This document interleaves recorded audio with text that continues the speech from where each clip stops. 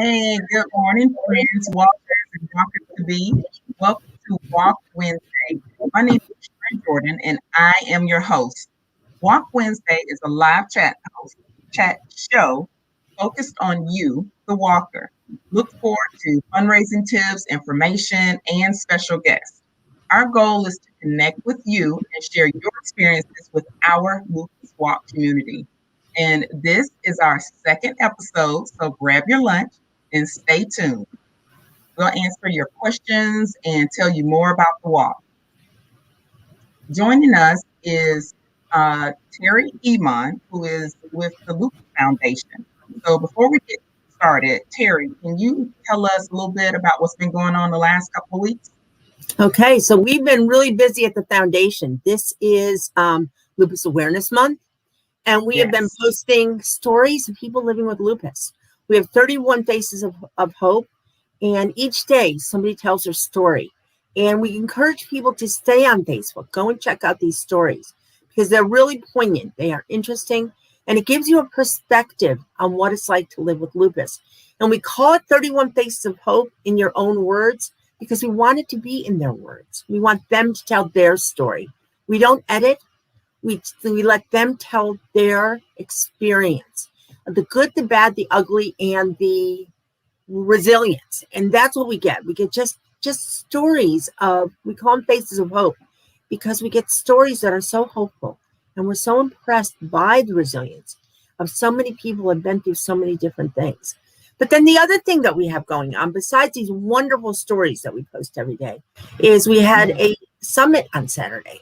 So we had a summit with 12 different presenters, and they came in and they talked about things, lupus and nutrition, exercise, depression, social security disability. Then we talked about medical issues like the kidneys and Lupus 101, just learning more about lupus. And I think the most amazing part of the day was the last hour. We have a section called Putting the Pieces Together. And almost every attendee hung around for that session. And they share what they learned that day that they're going to take into their daily lives to change their lives. We don't want our education programs to be passive learning. We want them to take what they do and incorporate it into their lives, into their daily lives. So we had a lot of great feedback, and we were impressed that some of the presenters even stayed on and gave input and feedback. And it's an hour session, and basically the whole hour, people had stuff to offer. And we are always encouraged that people get something out of what we're presenting in front of them. So it was a wonderful day to bring the lupus community together in a virtual format. Of course, we can't wait to get back to our physical program. We go to the Waverly Hotel. We put together an unbelievable presentation, but this was the first time that we've ever done it virtually, and we feel that it was very successful. And we're grateful to all the presenters, volunteers, tech people, and our sponsors. We couldn't do this without all this whole community that helps us out. That is awesome. That is awesome. Having those summits to really bring all of the different things together for the whole lupus community is absolutely amazing. So that's great, Terry. Thank you so much for sharing that with us. Now, last time on Walk Wednesday, we had a special guest, and that was Amos Smith. And I saw a post on Facebook. Tell us a little bit about how the event in Alto went. Oh my goodness. It was the most amazing day. I mean, I know I say everything's amazing, but everything is amazing. When we have the ability to connect with people about lupus, whether we are teaching them, showing them, raising awareness, raising funds, that is such a win for the foundation. It's such a win that it's hard not to get enthusiastic about it. So we went up to Alto, Georgia, and we had 150 bikers up there who came together, and they showed up cash in hand and raised $10,000. Oh my gosh. Just unbelievable. And Amos, as we saw last week, is the most amazing man. He's just the most amazing man. But I think a really special takeaway from the day was connecting with people with lupus. There are people with lupus that were there.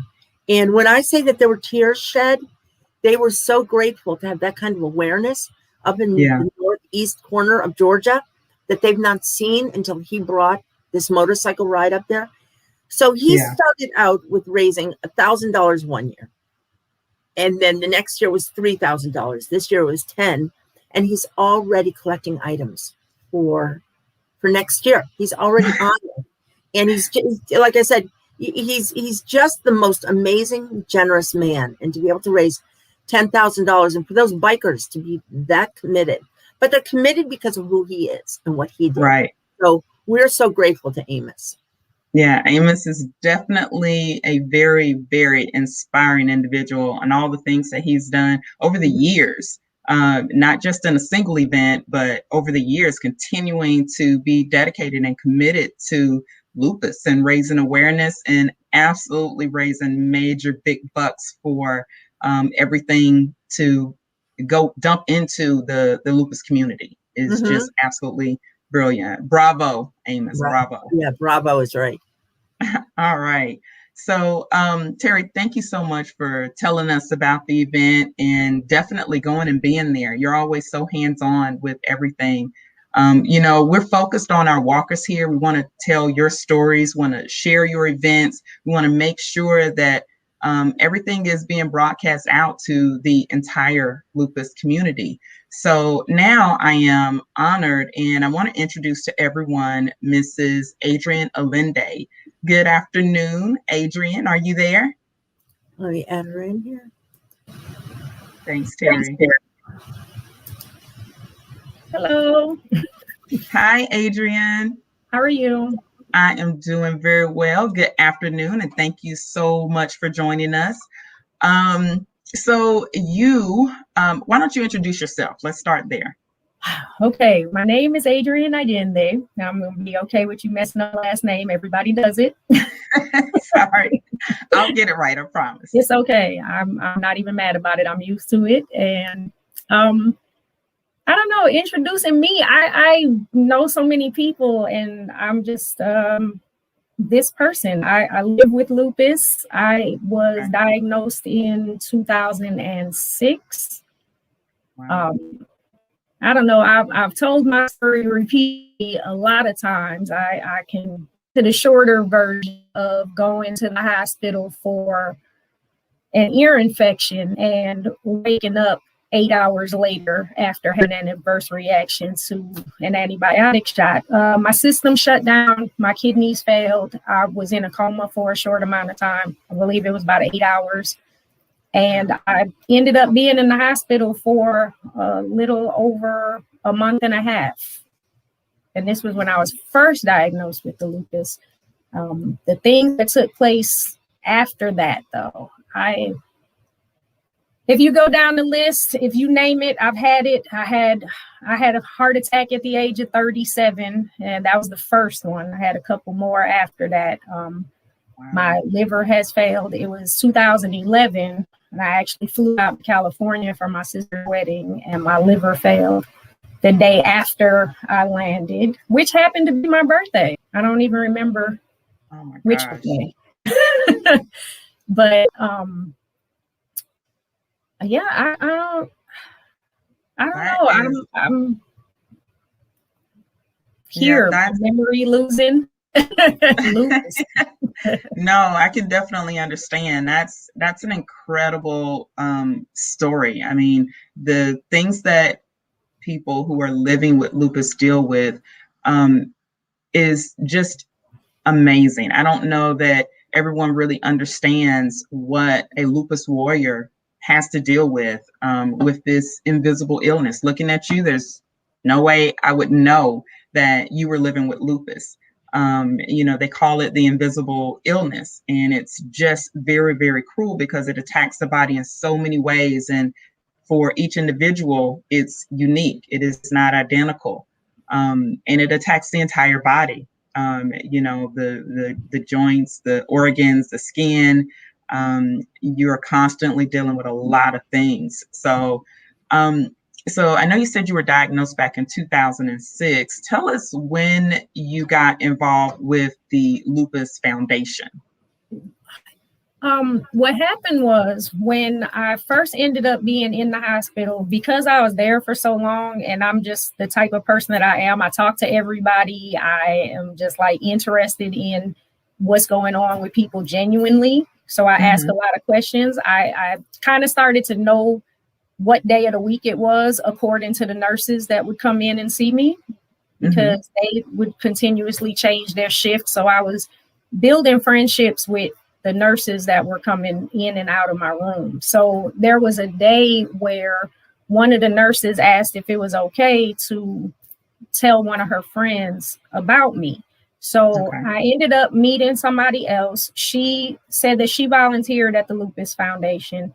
And it's such a long time ago, I honestly don't even remember what her name was. But she sat and talked to me and just explained to me a bunch of things, because I never heard of lupus. I didn't know what it was. I didn't have any family members or other people that I could talk to kind of talk me through what was going on. And so she came, she sat with me, gave me information and other things. And from that moment, I kind of was like, I want to be able to do that for somebody else.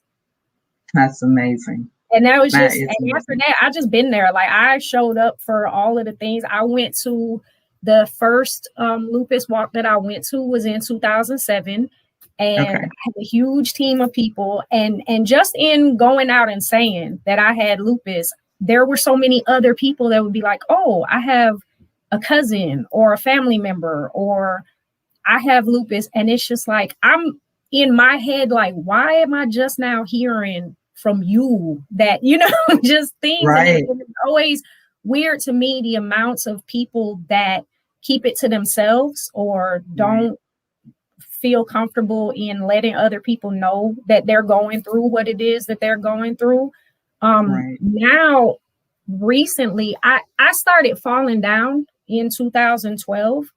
And I used to think I was really, really cute because I always wore like supremely tall heels because I'm short. So I always had like really tall shoes. And I was like a modeling pro. I'm here, I'm walking around, I'm doing my thing. And I like literally started falling down. And it was just like, what is happening here? Because that's not my thing. And that was it. I had neuropathy. My legs would go numb in just walking and doing regular things. And so for me now, lupus is visible. I have a walker. My walker has rhinestones and sneakers, and I dressed it up because if I have to go outside and be handicapped, I'm gonna be cute, and my rhinestones match all my outfits. And in those situations worth of having a walker, a cane, different things, people, I find that more people that I don't know will come up and ask questions. And so then I have a million answers. But the weird part is the people that I do know, because for a lot of the people that I've known since I was younger, I have, high school friends that I've known for 30 years, people that I've known since I was a little kid. And it's very interesting talking to other people who have lupus, because in interacting with my old friends, I can understand why so many people did not feel comfortable in telling people that they were sick or they had anything going on with them, because I feel like people expect you to be the way that you are, and it doesn't process in their head that you're going through something different. Right. And I don't know. I wanted, like I said, I just really wanted to be able to get out and help other people to understand that it's okay. And whatever it is that's going on with you, somebody else is going through, if not the same thing, something very, very similar. I just find that in talking to people, they come across like they don't want to say anything because they feel like they're the only one. Right. That's definitely something across lupus. Many, chronic illnesses, you hear that very same thing. It's not easy. Learning about a condition that you've recently been diagnosed with, just want to point out that that is something that the Lupus Foundation is definitely here for, to make sure that awareness is spread. And so let's get into that. You now actually are working on the inside of the Lupus Foundation, not just a volunteer that comes through for the different events. So tell us a little bit about that in your position and your role there. Okay, first of all, I'm still trying to process having a job. Right. Yourself, managing your own day-to-day life has been your job until you came into this, right? And you know what? I'm glad that they were open to the idea of actually hiring me to do work, because I have degrees in weird things. Okay. I went to school for accounting and business administration. So for a long time, I did work in my field. I did things, and I was able to hold down good jobs. And then anybody with lupus knows that you probably had lupus for a long time before they ever diagnosed you. Right. But just going through daily things worth of having to make stuff happen. I am the proud parent of 2 kids that probably don't really know each other, because one's 28 and one's 11. Yeah, that's a pretty big gap. My oldest son was 12 when I was first diagnosed with the lupus, and I actually went into the hospital on a day that he was in school. So he didn't know where I was for like 3 days. Wow. And that, I think, was a big deal of having to figure out how to take care of myself, take care of him, handle all of the things that were going on. But I was working, and my job was fantastic, and they worked with me to try to maintain keeping a job. And then everything progressively started getting worse. I ended up having Raynaud's, which you can't be in the cold. And because I worked in a building that consistently had air conditioning on, I'm like literally freezing in the place that I'm having to go to work. So I couldn't do it. And then in 2009, after medications, a bunch of different things, them telling me that I couldn't have any more kids, I was scheduled for a hysterectomy. I had all this extra. And then I went for a pre-op. They told me that I was pregnant. So I ended up having a whole nother baby. So yeah. Surprise. And 2009 was actually like the last time that I had a actual leave out the house, go to work job. And we were just at an advocacy meeting one day, and Terry said that the bookkeeper that was here before me was getting ready to retire. And I was like, oh, I could do that. And I didn't realize I was talking out loud. Okay. Well, that's amazing. Like, so I'm getting used to it. Yeah, and I'm here and I'm doing, and it's something that I love. Like, it's something that I know how to do. I'm learning a lot about the computer programs and just the way to go about it. But it's actually a shorter version of what I used to work with a long time ago. So it's kind of easy to pick up on some stuff, but just seeing how it actually works in the office and what everybody was doing to make it, you would think that there were a ton of people here working, and it wasn't that many people in the office. It's definitely the volunteers that come in to help with the, mailing of the letters and all of the small little things that other people might not think were important. But just to see it, like how it works from the inside out is fascinating. And like I said, I'm just surprised I got a job. Oh, I'm sure you're doing a great job there. That's pretty But I'm definitely amazing. Happy to be here, though. Absolutely. Absolutely. So now that you are on the inside, how have things changed as far as how you deal with your illness. Like you said that you're a little bit surprised that, you know, your abilities that you're able to come in and work. I think being here, well, Terry's fantastic, first of all, because she has an understanding of just knowing that, honestly, I don't know what's going to happen from this day to the next, or how I'm going to feel, or what's going on. And she's very flexible with all of that. I'm capable of doing work remotely from home. I'm here at the office today, but you know, I have the option to not have to be here. Right. And I work on a part-time basis. So it works for me. And it's like, I really have everything that I need. I got a small space heater next to my desk, and I'm able to, Right. you know, get done the stuff that I need to do if I'm in here. But I mean, it's been great just because, you know, like I said, Terry's fantastic, and she understands. So if I have to make an early morning phone call, like I can't get up and do this today, she gets it. That's pretty amazing. Flexibility in the work schedule is definitely something that the Lupus Warriors need. We all need a little understanding from time to time. So that's absolutely wonderful. So one of the other things I see here is that you are also, on top of everything, a top fundraiser.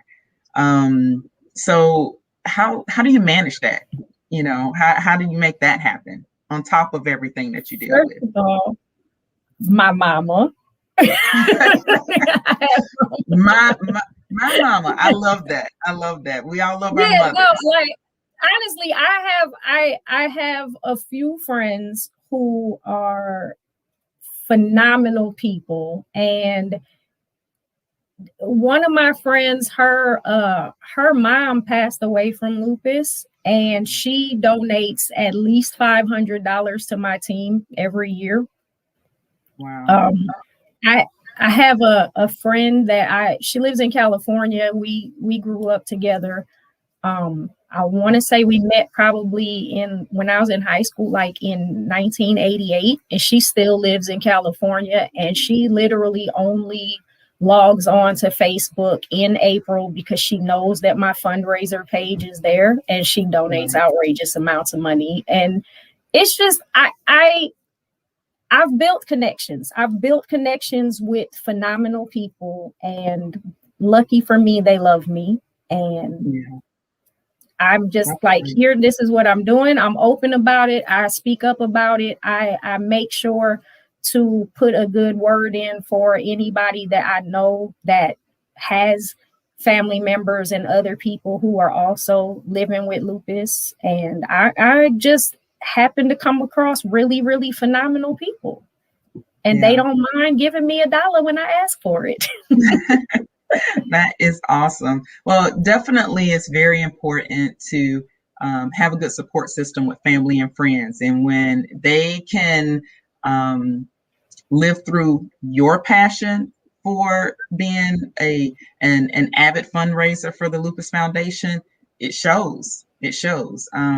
That support is really awesome. And I think this is definitely something that to all of you walkers and fundraisers out there, the biggest thing that you can do, the best thing you can do to ensure that you meet your fundraising goal is to share, to talk, and to just be a voice to say, here it is, and ask for the help, ask people to donate, and they will. So that's very amazing. You have to be willing to share the ugly. That's the part. Like my thing is, every day is not a good day. I'm never going. I tell people all the time, I'm not the, oh, come here, let me comfort you type of friend. I'm the, hey, you know what? It might not be okay in this situation, but now that we're here, we figure out what we do next. So, you know, it's, I get it. I'm living, I'm making it through. When I tell my story, to me, it doesn't sound that serious to me because it's what I'm living through.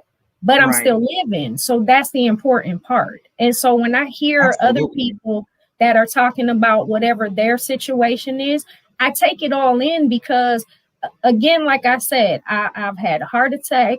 My kidneys failed, my liver failed. I've had the point I had to have a TMJ surgery to have the cartilage in my jawbone replaced. I've had, just so many different things. But then I know somebody who had lupus and ended up going blind. I know somebody who, had, and those are things like I want to hear what it is that's going on with somebody else, because I acknowledge that I might not have had that particular situation, but I can't say that I won't.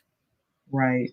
Yeah. And I share all of it. I don't just, put out the fact that I'm still here throughout. I'm like, hey, this is what's going on. This is the problem today. This is what's happening this morning. My hands swell, my feet swell, my legs do weird things. I share it all because it's not pretty. It's not pretty at all.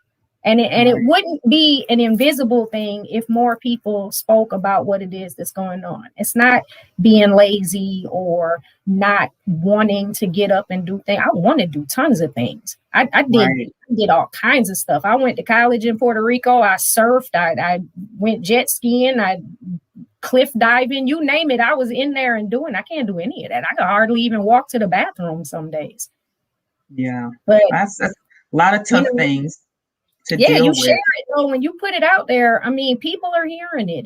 It's not just me. And it's like I in my fundraising process, I make sure to let people know, hey, all of the funds are going to the same place. You don't have to donate to my team. You can donate to this person. You can donate to that person. I'm doing, and all of those people are still, it's like we're honestly, literally in this together. Absolutely. You have to share it and put it out there. And that's the easiest way to get the donations in. I'm telling you, I have t-shirts and they all say that somebody has lupus, because somebody out there does. They're just not saying it. Yeah, that's definitely something very resounding that I hear. In my connection with lupus is you're when you start looking around, when you really have an awareness of the disease, then you can definitely put your hands on somebody. A close friend or family member most likely is living with lupus. So Adrian, thank you so much for sharing with us. And thank you so much for your courage, your boldness with, your plight in life with lupus. And I hope that things continue to go well, and that, working with your doctors and whatnot, the position that you have there at the Lupus Foundation, so glad to see you there and thriving in that position. So that brings us to the end of our talk today with Miss Adrian. Don't forget that May is Lupus Awareness Month. Don't forget to check out the daily lupus facts and share them on social media. We also want to make sure that we raise awareness and make lupus visible. So all month long, you can see some very amazing people featured in the 31 Faces of Hope. Each one is shining a light in their walk against lupus. So we want everyone to know it. Remember, you can find out more information on the Facebook page, and also you can go to Lupus Georgia, the website. We encourage all of our friends and families to get involved. We want everyone to get registered for the walk. Remember, it's going to be on October 16th, and it is going to be virtual. Thanks again, Adrian, for being our guest. My walkers, pleasure. Thank you so much for hanging out with us today, and we will see you on our next episode of Walk Wednesday. My name is Karen Jordan. Thank you.